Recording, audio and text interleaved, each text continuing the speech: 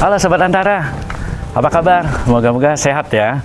Nah, saat ini saya ada di suatu lahan, yaitu lahan varietas cabai. Dan saat lagi saya akan bincang-bincang dengan ahli pemuliaan cabai, Profesor M. Syukur. Yuk, ikutin saya. Assalamualaikum. Waalaikumsalam, Kang Heri, gimana kabarnya? Alhamdulillah, Kang baik kan? Alhamdulillah, sehat. Selamat datang nih di tempat penelitian cabai dan edukasi bagi masyarakat tentang cabai. Izin ngobrol? Ya, silakan Kang. Ya, baik, sahabat Antara. Saat ini saya sudah di ruang inspirasi, ya tempat Kang Profesor M. Syukur, tempatnya di Dramaga. Dan saya sudah bersama beliau nih, Kang. Gimana kabar, Kang? Makasih, Kang Heri. Alhamdulillah sehat. Alhamdulillah. Izin nih ganggu ya, Kang ya, sibuk terus nih, Kang. Silakan, Kang Heri. Ya, ini Kang sedikit dong cerita tentang yang dimaksud dengan pemuliaan cabai itu, penelitian cabai itu apa sih sebenarnya? Baik, Kang Heri, sahabat Antara, ini ada istilah yang mungkin tidak semua orang tahu ya, itu pemuliaan ya. Pemuliaan tanaman itu spesifik adalah pemuliaan cabai untuk merakit varietas baru yang unggul. Yang bermanfaat bagi petani, menopang produktivitas maupun kualitas, peningkatan produktivitas kualitas. Jadi kita rakit, kita buat agar menjadi produk baru, varietas namanya kita sebutnya, itu yang lebih unggul daripada sebelumnya. Itu peran pemuliaan tanaman. Baik. Nah, dasarnya apa nih Kang nih bergelut di bidang pemuliaan cabai ini? Nah, kita akan memodifikasi genetik. Kenapa kita harus modifikasi? Karena tantangan pada budidaya cabai itu sangat besar. Ya, di lapangan. Cekaman biotik maupun abiotik juga ada hubungan juga dengan preferensi konsumen kan orang Indonesia. Nah, cekaman biotik itu adalah penyakit hama di lapangan, abiotik itu curah hujan, kekeringan dan lain sebagainya. Dan itu sangat kompleks, lebih kompleks dibandingkan dengan tanaman-tanaman lainnya. Cabai itu luar biasa. Sehingga dengan latar belakang itu saya sebagai pemulia tahun 2003 itu mulai merakit varietas cabai itu memodifikasi genetiknya. Kita kalau pemuliaan tanaman itu kan memodifikasi genetik sehingga sesuai dengan harapan kita agar diperoleh varietas-varietas yang mempunyai latar belakang genetik yang lebih unggul tadi, produktivitas tinggi, tahan terhadap hama penyakit, tahan terhadap deraan lingkungan dan sesuai dengan preferensi konsumen. Kira-kira demikian. Itu ini mungkin ya suka kompleks itu ya Kang ya. Nah, lalu varietas cabai apa aja yang ada di tempat Kang di sini? Ya, kita ada 4 spesies, ada Capsicum annum, Capsicum frutescens, Capsicum sinensis, Capsicum baccatum. Ada 4 yang utama. Pubescens tidak kita tanam. Pubescens itu cabai gendot. Nah, jadi itu adalah spesies. Di bawah spesies itu ada varietas. Jadi kalau Capsicum annum itu ada cabai besar, cabai keriting, rawit, paprika, sweet pepper. Sementara Capsicum frutescens adalah cabai rawit, cabai rawit merah. Capsicum sinensis itu adalah cabai super pedas. Cabai super pedas. Nah, kami di sini semua merakit kelompok-kelompok 4 tadi dan yang paling banyak memang Capsicum annum karena konsumsi kita di Indonesia kan paling banyak itu cabai besar, keriting ya yang kelompoknya itu tidak pedas, dan Capsicum frutescens, cabai rawit super pedas, cabai rawit pedas, dan kemudian kami juga sekarang mulai meningkat kepada cabai yang lebih pedas dibandingkan dengan cabai. Ada lagi yang tingkatannya lebih tinggi lagi daripada cabai rawit merah gitu ya. Jadi kalau kita peringkat cabai itu dari yang paling tidak pedas, sweet pepper, paprika, masuk ke cabai besar, kemudian agak pedas sedikit, cabai keriting lebih pedas lagi, cabai rawit untuk makan tahu itu lebih pedas daripada cabai keriting, kemudian cabai rawit merah itu kata orang cabai setan, cabai inul itu untuk cabai industri dan horeca gitu ya, tenda-tenda, warung-warung seperti itu menggunakan cabai rawit merah, dan di atasnya itu adalah cabai gendot dan super pedas. Yang lebih tinggi lagi adalah cabai super pedas dengan ketinggian dengan kepedasan menduduki cabai terpedas di dunia itu cabai rawit, cabai Capsicum sinensis namanya. Jadi Tadi Akang sebutkan bahwa cabai terpedas di dunia. Nah, kalau misalnya Akang seandainya memang ada lebih dari pedas dari sini, ada Kang? Yang cabai rawit itu kalau kita menggunakan satuan ilmiahnya kan SHU, Scoville Heat Unit, itu satuan kepedasan. Cabai rawit merah itu maksimum 100.000. Jadi kalau kita urut dari depan, dari 0 sampai 5.000, 5.000 sampai 10.000 itu adalah cabai besar, 10.000 sampai 20.000 cabai keriting, 20.000 sampai 50.000 itu adalah cabai rawit hijau, 50.000 sampai 100.000 itu adalah cabai rawit merah, dan di atas itu ada cabai super pedas tadi, ada 350.000 bahkan sampai 2 juta SAU. Itu yang terpedas saat ini di area Amerika itu adalah 2,4 juta. Dari Amerika itu? Dari Amerika. Kita belum ada untuk yang itu. Di mana tuh, Kang? Di apa namanya Paper X. Memang tidak disebarluaskan benihnya, itu masuk ke Guinness Book Record ya. Untuk yang cabai terpedas di dunia saat 2 juta itu ya. 2,4 juta. 2,4 juta. Sebelumnya perusahaan yang sama itu sebenarnya perusahaan saus juga merilis cabai yang terpedas di dunia tahun 2023 namanya Carolina Reaper. Itu 1,6 juta. Nah, kita juga pelihara di sini sebagai tetua sumber kepedasan sehingga kita bisa merakit cabai super pedas juga di Indonesia, yang terpedas di Indonesia saat ini kita punya gitu ya. Di Indonesia ya. Ini cerita Kang yang di belakang kita nih. Ini apa aja nih cabai dari varietas apa aja nih Kang? Ya, ini sahabat Antara, ini adalah cabai yang saya kategorikan tadi super pedas dalam spesies Capsicum sinensis. Nah, warnanya ada yang merah, ada yang peach, ada yang oranye, kuning, dan ada yang agak hitam gitu ya warnanya. Nah, ini kebetulan di belakang kita adalah orange dan peach. Kepedasannya 350.000 sampai 500.000 SAU, artinya kalau dibandingkan dengan cabai rawit terpedas itu 3,5 kali sampai 5 kali kepedasan cabai rawit terpedas. Ini 500.000. Kalau dibandingkan dengan cabai besar yang 5.000 tadi, berarti 10 kali ya? 100 kali. 100 kali. 100 kali ya. 100 kali dari cabai besar biasa. Nah, ini bentuknya memang agak unik ya, seperti jambu ya sahabat Antara. Orang mungkin tidak mengira ini cabai, kelihatannya manis gitu ya, padahal sangat-sangat pedas gitu ya, dan aromanya juga khas, unik. Ini yang orange oleh Gubernur Bali diberi nama Tabiasala orange. Sementara yang peach ini oleh Rektor Universitas Gunadarma diberi nama Margi 2 gitu. Jadi ada Tabiasala orange dan Margi 2. Kebetulan ada yang ini. Jadi di atas juga ada yang warnanya merah namanya Margi 1. Ada lagi ya di atas ya. Ada kuning, nanti kita bisa lihat di rumah kaca. Itu ada yang Tabiasala kuning dan sebagainya. Nah, ini adalah produk-produk terbaru dari kita yang di Indonesia belum ada yang real melepas varietas yang seperti ini. Oke, berarti ini kan untuk bahan masakan ya, bukan dimakan seperti itu kan? Bukan, jadi bahan masakan dan industri saya kira. Industri. Oke. Untuk bisa olahan cabai lah ya. Olahan cabai bisa saus, bisa industri koyo dan sebagainya. Gitu ya. Oke, Kang, mungkin sahabat Antara ingin tahu ya masa panen yang akan kerjakan di sini di bidang cabai itu bagaimana sih, atau pengaruh dengan cuaca atau gimana? Ya sahabat Antara, ini seperti yang saya sampaikan tadi, budidaya cabai itu kompleks, jauh lebih sulit dibandingkan dengan komoditas-komoditas lain. Jadi kita harus memperhatikan cuaca, iklim, cara budidaya. Yang saya sebut ini Kang Heri dengan 7 tips ya. 7 tips budidaya cabai agar bisa kita mendapatkan produktivitas yang optimum. Nah, memang umur panennya itu bisa 4 bulan baru kita panen, sehingga karena lamanya masa tanamnya sampai dia panen itu maka harus hati-hati kita lakukan budidaya. Setelah panen 4 bulan dia akan panen setiap 3 hari sampai umur 6 bulan kalau pada cabai besar, kelompok cabai besar keriting, atau sampai 2 tahun kalau cabai rawit merah bisa. Ini juga bisa sampai 2 tahun yang ini. Ini 2 tahun jadi harus memperhatikan, saya katakan ada 7 tips. Mungkin nanti kita bisa urai 7 tips, 7 kunci sukses kita saya sebutnya budidaya cabai. Nah, di musim hujan, musim kemarau. Aduh, makin banyak lagi, melebar lagi untuk tips-tipsnya.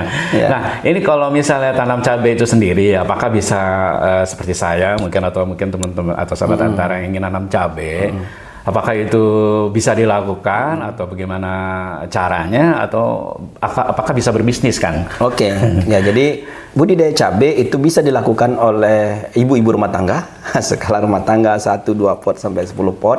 Jadi kalau kita tanam Kang Heri 10 pot setiap 2 bulan, maka kita akan swasembada cabai itu dalam level rumah tangga. Itu 10 pot saja. Karena kita perlu cabai itu kan 2,5 kilo per kapita per tahun. Jadi kalau keluarganya itu ada 4 orang berarti cuma 10 kilo per tahun. Itu bisa disupport. Bisa ibu-ibu, bapak-bapak itu di rumah yang pensiunan bisa nanam cabai di pot di pekarangan.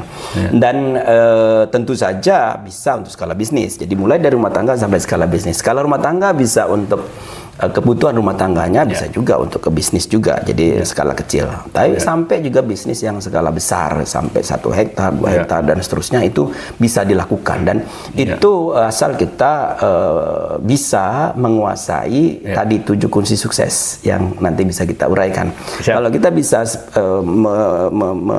memperhatikan itu, maka kita bisa budidaya cabai kapan saja, di mana saja. Gitu. Nah, itu varietas cabai apa aja nih yang bisa ditanam ditanam di kita di itu rumah, di rumah itu kalau dia tidak kena hujan, semua varietas bisa.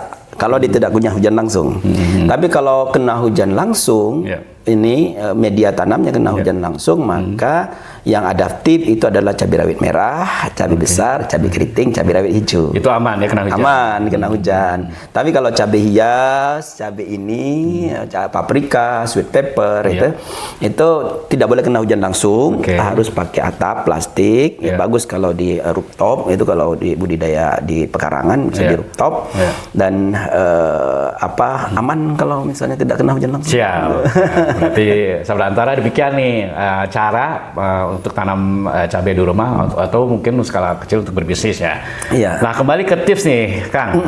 Coba diuraikan, tadi ada 7 ya? Ada 7 kunci sukses atau tips budidaya cabai agar kita bisa mengoptimalkan produktivitas dan kualitas hasil dari cabai. Yang pertama adalah penggunaan varietas. Nah, ini ranahnya kami. Varietas unggul itu betul-betul harus dipilih yang tadi sesuai kondisi lingkungannya, yang sesuai dengan preferensi konsumen. Pokoknya yang betul-betul sesuai dengan lingkungan yang kita punya. Itu kita harus tahu apakah kita dataran rendah, medium atau tinggi, apakah tadi kena hujan langsung atau tidak. Itu varietas unggul. Itu yang itu tips yang pertama. Pilihlah varietas yang unggul yang sudah dilepas, ada deskripsinya oleh Kementerian Pertanian. Kalau beli di pasar itu harus bisa yakin bahwa itu memang betul-betul dilepas oleh menteri, bukan yang abal-abal gitu ya. Itu yang pertama. Siap.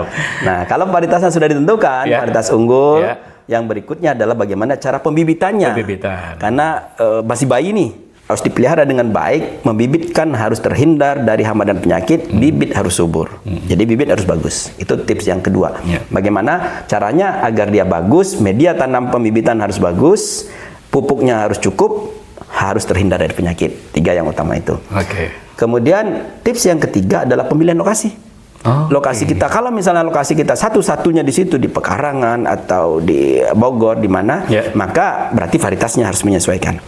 Nah, tapi kalau kita boleh memilih lingkungan mana yang boleh ditanam yang memang skala bisnisnya memang kita orientasinya ekonomi, maka kita harus pilih yang subur, yang curah hujannya tidak terlalu tinggi tapi hujannya ada air, tidak ternaungi. Kira-kira adalah bagaimana cara memilih lokasi. Pegunungan mungkin ya? Enggak. Di pegunungan juga Kalau pegunungan maka harus kita pilih varietas yang adaptif pegunungan atau di rumah kaca.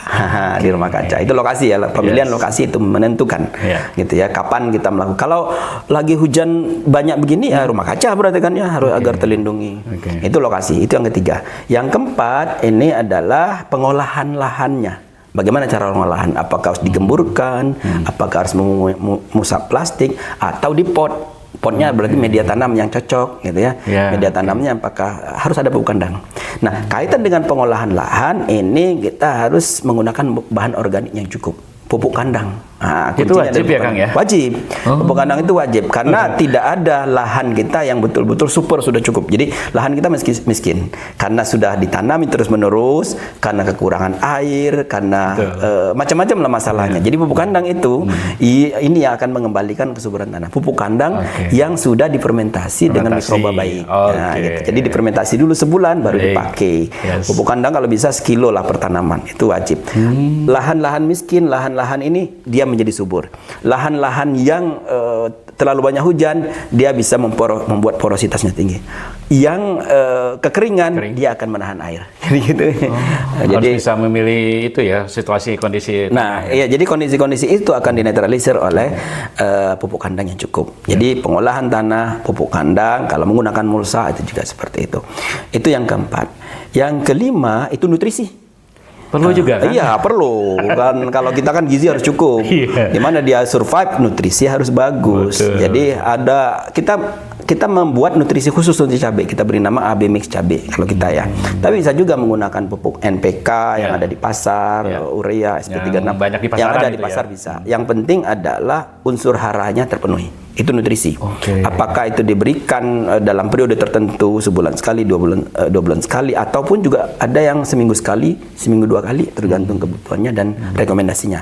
Jadi kalau misalnya menggunakan AB Mix itu bisa 2 kali dalam seminggu. AB Mix khusus cabai, platinum cabai yang kita ini 2 kali dalam seminggu dia sudah terpenuhi. Itu yang kelima. Yang keenam itu adalah pengendalian hama dan penyakit. Ini kunci utama itu karena pasti diganggu terus ya. Iya. Kalau musim kemarau yang paling banyak adalah sahabat Antara hama. Hamanya itu kutu, segala macam hama ada tuh kalau pada cabai. Musim kemarau itu. Kalau musim hujan penyakit. Jadi cabai itu di musim kemarau dan musim hujan pasti ada tantangannya. Musim hujan yang ditakuti oleh petani karena penyakitnya banyak, penyakit tular tanah menyebabkan kematian pada ini. Jadi harus tahu mengendalikannya seperti apa dan pada musim apa kita melakukan penanaman cabai. Itu yang keenam. Yang terakhir tentu sudah panen nih, panen pasca panen bagaimana panen yang betul. Nah ini yang asik panen. Kalau sudah panen udah asik tuh. Agar tanaman tetap sehat, tetap bagus, panennya harus bagaimana dan yang penting lagi bagaimana menempatkan hasil panen itu agar bisa dijual dengan baik, agar bisa sampai ke pasarnya, bisa diekspor. Kalau sampai ke ekspor maka kita harus panen pada fase apa, kalau fase lokal seperti apa, lalu berikutnya tentu pengolahan hasil mau dijadikan apa, apakah mau dijual langsung sebagai cabai segar, cabai olahan ya, apa namanya, cabai semi olahan, cabai kering gitu kan, semi olahan. Kalau yang olahan bisa jadi saus, bisa jadi ya ke industri pasta, lah ya, industri gitu dan cabai bubuk itu juga seperti itu. Oke. Itu ada 7 ya. Jadi 7 sahabat semua. Tipsnya itu perlu diingat dan dicatat nih. Mungkin sahabat Antara yang ingin coba lah ya. Iya. Menanam cabai hingga berbisnis skala kecil mungkin itu dulu. Ya, skala kecil maupun skala besar 7 tadi. 7. Jadi kalau kita bisa menguasai 7 tadi dari kecil sampai besar bisa kita lakukan. Wah, menarik sekali nih. Ya, itulah apa begitu kompleksnya untuk penanaman cabai yang akan lakukan di sini.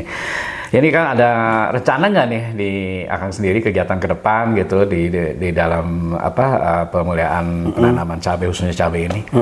Ya, sahabat Antara, ini saya sebagai pemulia cabai terus menghasilkan varietas-varietas baru untuk kebutuhan petani, untuk keperluan konsumen. Keperluan petani tentu kami merakit keinginan petani itu adalah yang tahan terhadap penyakit.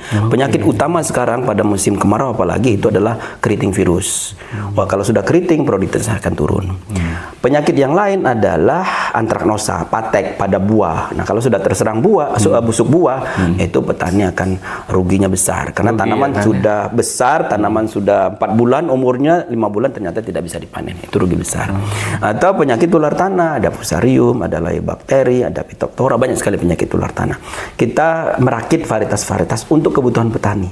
Karena petani sangat menantikan yang seperti itu karena lingkungan kita Indonesia kan ekstrim. Lingkungan kita itu ada 48 ekosistem yang berbeda-beda yang kadang-kadang berubah-ubah kan dengan global warming yang harusnya hujan menjadi panas, yang harusnya panas jadi hujan, terbolak-balik seperti itu, maka kita harus merakit varietas yang seperti itu. Itu untuk kebutuhan petani. Jadi orientasi kita selalu ke sana dan petani di seluruh Indonesia beda-beda. Sumatera beda, Jawa beda, Kalimantan beda, Sulawesi, sehingga kita harus terus-menerus merakit varietas sesuai dengan preferensi petani tadi. Kita kerjasama dengan Pemda Sumatera Utara, Batubara untuk merakit varietas cabai keriting. Kita kerjasama dengan Pemda Bali untuk merakit cabai super pedas. Kita juga didanai oleh Dikti untuk merakit varietas macam-macam itu. Nah, untuk preferensi konsumen kita merakit varietas yang kepedasan di atas rata-rata. Jadi bisa membuat masakan lebih pedas. Jadi kalau ada mie yang sekarang lagi tren di anak muda itu kita bisa pedaskan di atas level 9 itu misalnya seperti itu. Jangan seperti itu ya. Nah, gitu. Atau kebutuhannya kita buat lebih sedikit saja. Karena kebutuhan kita kan semakin meningkat, jumlah penduduk semakin meningkat. Kalau mengikuti tren itu bisa jadi kita nggak kekejar. Luas lahan kita kan tidak bertambah, tetap bahkan berkurang. Sehingga yang kita lakukan adalah membuat dia lebih pedas sehingga kebutuhannya menjadi lebih sedikit, kebutuhan per orang menjadi lebih sedikit. Secara total Indonesia masih lebih banyak gitu, tetap tidak akan merugikan, tapi kebutuhan per orang menjadi lebih sedikit karena lebih pedas. Itu strategi yang buat diketahui pemerintah ya, biar kebutuhan itu cukupi kan. Cukup, karena kita akan kurang terus kalau tidak, karena jumlah penduduk kita semakin bertambah. Iya, semoga ya rencana dan kegiatan akan ke depan yang semoga dilaksanakan sesuai harapan ya Kang ya. Nah, terakhir Kang ini sebagai ahli pemulihan cabai ya, Kang Profesor Syukur ini harapan ya pribadi ya untuk varietas cabai ini, karena kan Indonesia kan iklim tropis lah ya.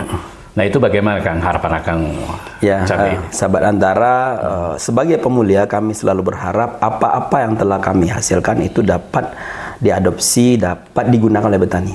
Sehingga bagaimana strateginya agar kami merakit sesuatu yang bermanfaat bagi petani. Sehingga apa-apa yang kami hasilkan, kami sudah menghasilkan sekitar 30-an varietas. Jadi dari cabai besar sampai cabai super pedas tadi, harapan kita itu bisa digunakan oleh petani dimanapun juga berada, dan kita juga menghasilkan varietas hibrida dan non-hibrida. Non-hibrida ini non-hibrida. Jadi petani bisa memperbanyak sendiri, petani bisa menanam sendiri gitu ya. Harapan kita petani-petani kecil itu bisa, atau rumah tangga. Hanya tidak banyak yang membidik rumah tangga gitu ya, untuk urban farming di pekarangan itu bisa menggunakan varietas kita dalam ya jumlah 10 tanaman per periode gitu ya, per 2 bulan. Itu saya katakan tadi, kalau ibu-ibu itu bisa menanam itu, maka swasembada cabai itu bisa terjadi. Dan tentu sebagai dosen juga sebagai guru besar di IPB, kami berharap bahwa dengan perakitan varietas yang kita buat ini bisa membantu pemerintah untuk mengatasi fluktuasi harga gitu ya. Kadang-kadang harga anjlok, itu petani rugi, harga sangat melejit naik, konsumen menjerit. Nah, dua-duanya tidak bagus. Harus kita buat agar selalu flat aja, nggak usah flat di angka yang tidak merugikan petani dan juga tidak merugikan konsumen. Kira-kira demikian. Mantap. Mudah-mudahan harapan semua dan kegiatan akan jalan lancar ya Kang ya. Amin ya rabbal alamin. Makasih nih Kang, informatif Sama-sama, sekali, edukatif sekali di hari ini, dan kapan-kapan kita ngobrol lagi nih Kang ya. Siap. Mudah-mudahan ada waktu nih. Amin. Siap selalu. Ya, baik sahabat Antara, demikian pembincangan kami dengan ahli pemuliaan cabai yaitu Profesor M. Syukur yang ada di Dramaga Bogor. Sampai jumpa di program kami berikutnya. Jangan lupa like, comment, share, and subscribe di channel YouTube Antara Megapolitan kami. Saya Heris Taman pamit. Wassalamualaikum warahmatullahi wabarakatuh. Waalaikumsalam warahmatullahi wabarakatuh. Terima kasih.